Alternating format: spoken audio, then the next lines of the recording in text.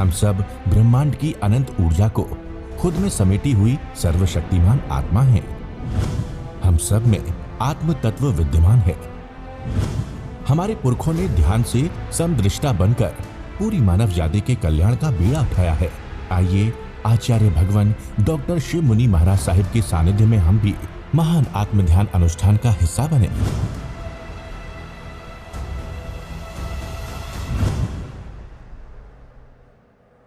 अरिहंत परमात्मा महाविधि क्षेत्र में विराजमान, जिनकी अनंत अनंत कृपा हम सब पर बरस रही, उस प्रभु की अनंत कृपा, अनंत ज्ञान, अनंत साधना को अनंत अनंत नमन। प्रभु तिन्नानंग तारियानंग बुद्धानंग बोहियानंग मुत्तानंग मयगानंग स्वनुनंग सौदर्शिनंग।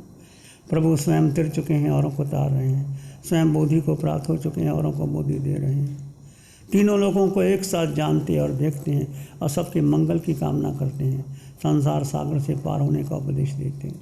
उस प्रभु की अनंत करुणा, अनंत मैत्री को अनंत अनंत नमन।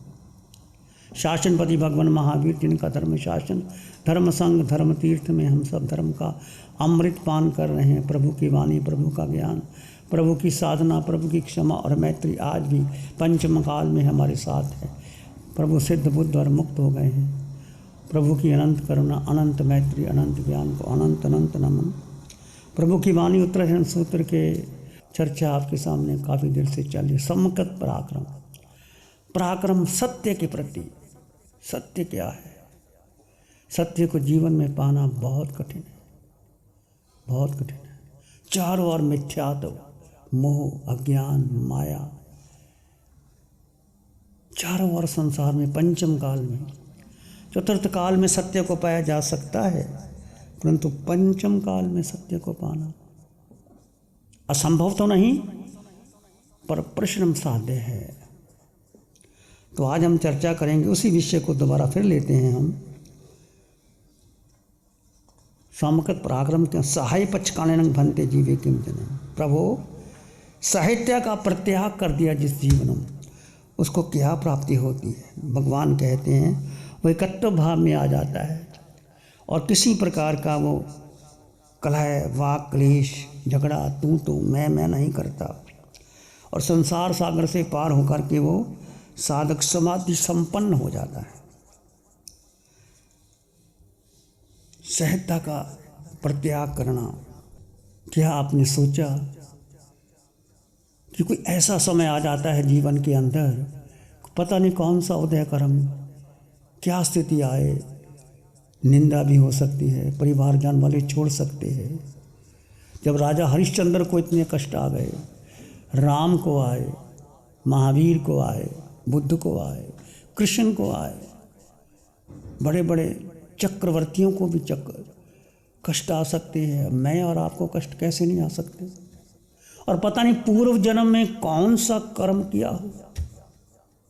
घस सुकुमाल को 99 लाख भाव पुराना कर्म कैसे उदय में आता है और कैसे वो स्वीकार कर लेते हैं।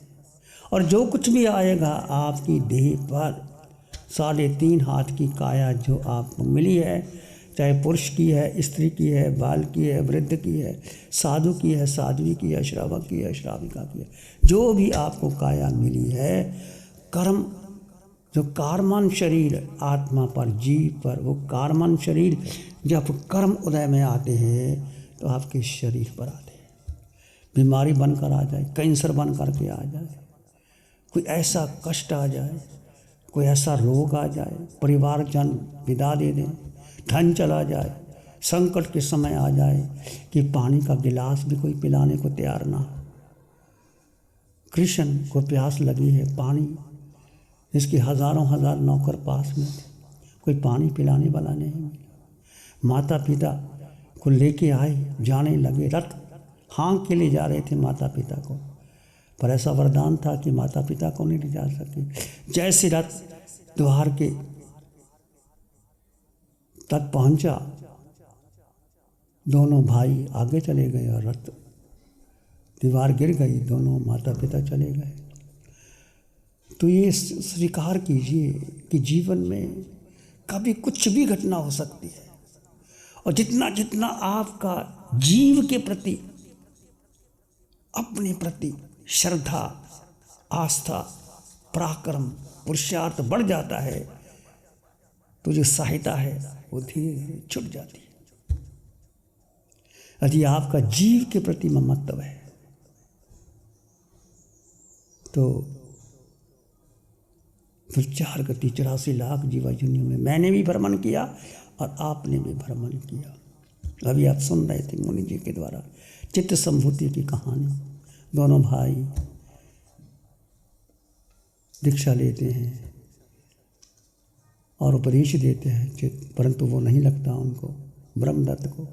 वो भोगों में उलझा हुआ है, चक्रवर्ती है, पता है सब कुछ। समझाता है भाई छोड़ दे भोग, ये भोग आपको नरक लेके जाएंगे। वो छोड़ना चाहता है पर नहीं छूटते। ऐसा कोई कर्म किया होता, यदि किसी ने निदान कर लिया, निदान कर दिया, तो व्यक्ति को उस निदान का फल चुकाना ही पड़ता। इसलिए आप अपने जीवन में कभी निदान मत कर लेना। कई बार व्यक्ति तपस्या करता है, मेरी तपस्या का ये फल हो जाए तो मेरा ये कष्ट दूर हो जाए। ऐसा मत निदान मत करना। वो फल तो मिल जाएगा पर तुम्हारी साधना की गति रुक जाएगी। कभी भी जीवन में निदान नहीं करना। जो है स्वीकार करना, जो मेरा उदय कर्म आएगा मैं स्वीकार कर लूँगा। जीवन में निदान नहीं करना, जीवन में कभी आत्महत्या नहीं करना। कुछ लोग हैं परेशान हो जाते हैं छोटी सी बात के लिए। परेशानी क्या है कि धन चला गया, परिवार ने साथ नहीं दिया, बेटे पोते साथ नहीं देते, अकेला रह गया, लोग समाज में इज्जत नहीं। मरना अच्छा, मर जाओ। मर के क्या गति सुधर जाती है?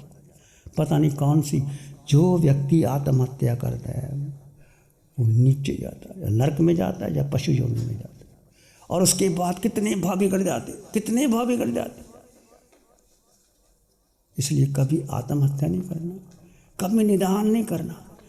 करना क्या आपको, फिर क्या करना? बोलो क्या करना चाहिए? समाधि मरण का भाव रख। कुछ भी हो जाए, अंतिम समय मेरा प्रभु समाधि में बीते, ये भाव रखो। ये श्रावक का तीसरा मनोरथ है। कभी मत भूलो, कभी भी हो जाए, आज मौत आ जाए क्या फर्क पड़ता है। मैंने एक दुआ सुना था, आपने कई बार सुना होगा। मौत क्या है? दिल को तस्कीन, रूह को आराम आ गया। दिल को तस्कीन, रूह को आराम आ गया। मौत आ गई कि दोस्त का पैगाम आ गया। मौत है क्या? मौत बाधा डालती है ना शरीर और आत्मा के बीच। स्वीकार कर लिया, ठीक है आ जाओ। और वही स्वीकार कर सकता है समाधि मरण, उसी को आता है। समाधि मरण जब लेते हैं, संतारा लेते हैं, तो पूर्व कर्म की निर्जरा होती है। बहुत पूर्व कर्म, पता नहीं कौन सा कर्म कैसे निकल करके आ जाए। और उस समय कष्ट शरीर को होता है, और उस समय समता भाव में रह जाए कि सामने है, जाना है, जीव ने गति बदलनी है, स्थान बदलना है, जीव बदलना है। और मौत शरीर की होती है, जीव की मौत होती ही नहीं। ये भाव रखो, दो भेद कर दो, जड़ और जीव का भेद कर दो। जितना आपकी भेद की परिपक्वता होगी उतना आपका समाधि में आ जाए। ये मत कहना कि शरीर अलग है, आत्मा अलग है, शरीर अजरामर है हुआ। ऐसा कहने से कुछ नहीं होता, बोलने से कुछ नहीं होता। उसके गहराई गहराई गहराई गहराई में जाओ। रात आप विश्राम कर रहे हैं तो विश्राम करके करना क्या है? शरीर को आसन पर लिटा दिया और सिर के सिरे से पांव की मुट्ठी तक जो आपकी चेतना है, जो आपकी आत्मा है, उसके आत्म प्रदेशों के स्पंदन का अनुभव कीजिए। दो तत्व जुदा जुदा है पर साथ साथ है। शरीर लेटा हुआ है, मैं अपने में विश्राम कर रहा हूँ, मैं अपने आप को जीव विश्राम कर रहा है। दो तत्व जुदा जुदा है। और पूरे शरीर में सिर के सिरे से पांव की अंगूठी तक यदि आपका भेद ज्ञान बढ़ता चला जा रहा है तो दो तत्व आपको साथ साथ दिखाई देंगे। और उसमें भेद कीजिए, जड़ और जीव का भेद कीजिए और भेद की परिपक्वता लाइए। जितनी परिपक्वता आएगी धीरे धीरे धीरे धीरे आपके कर्म निकलते चले जाएंगे, निकलते चले जाएंगे। जीवन को एक शरीर को सुकुमार मत बनो। जितना सुकुमार बनाओगे उतना चाह रहती है साधना। भगवान ने कहा था, आया व्याही चैसो गोमल्ला कामे कमाही कामियों को दुखम छिंदाहि दोषम विनय जरागम छिंदाहि दोषम विनय जरागम एवं सुही हुई सी शाम बनाए। भगवान ने सुखी होने का राजमार्ग बता दिया। क्या मार्ग है? आया ब्याही चैसो कमल्ला, अतः अपना लो। पहली भगवान ने कहा था अतः अपना लो। सर्दी है तो कपड़े उतार दो, एक लंगोटी रखो, देखो कष्ट किसको हो रहा है। और गर्मी लगी है, भयंकर गर्मी लगी है तो धूप लो।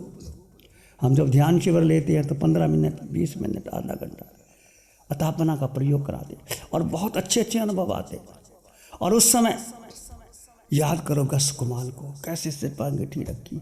याद करो भगवान महावीर को, याद करो भगवान ऋषभदेव को, याद करो भगवान पार्श्वनाथ को। जब उनको याद करते हैं तो ये मेरे शरीर पर क्या कष्ट आया है, थोड़ी सी गर्मी, थोड़ी सी हवा है, वो कष्ट निकल जाता है।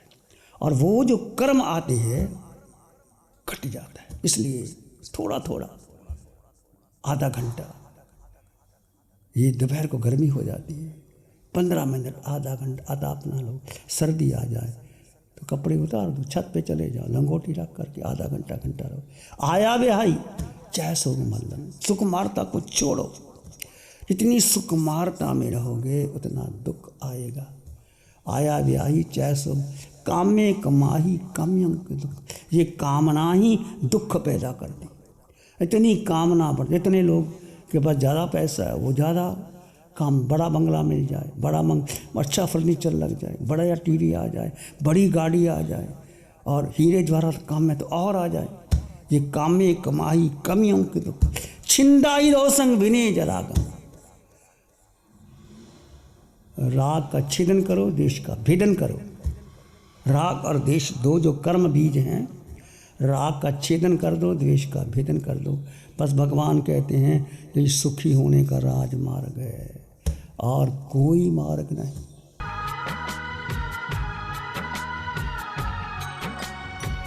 ध्यान करेंगे, आंखें बंद, मन वचन काया शांत, शरीर शांत, विचार शांत, सृष्टि शांत, वातावरण शांत, हर दिशा हर किनारा शांत शांति।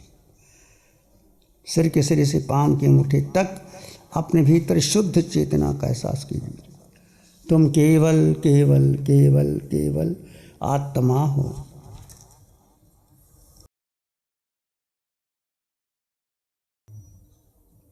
दो तत्व जुदा जुदा है, जड़ और जीव का भेद कर दीजिए।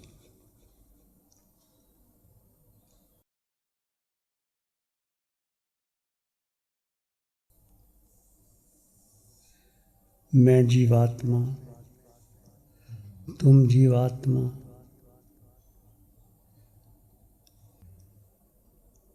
विचार आए तो आने दें, जाएं तो जाने दें।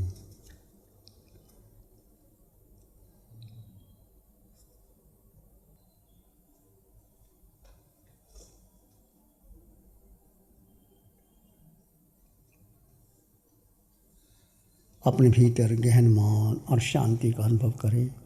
विचार आए तो आने दें, जाए तो जाने दें। मैं जीवात्मा हूँ, मैं अकेला हूँ, पूरे ब्रह्मांड में अकेला। सुख मेरे भीतर है, शक्ति मेरे भीतर है, ज्ञान मेरे भीतर है।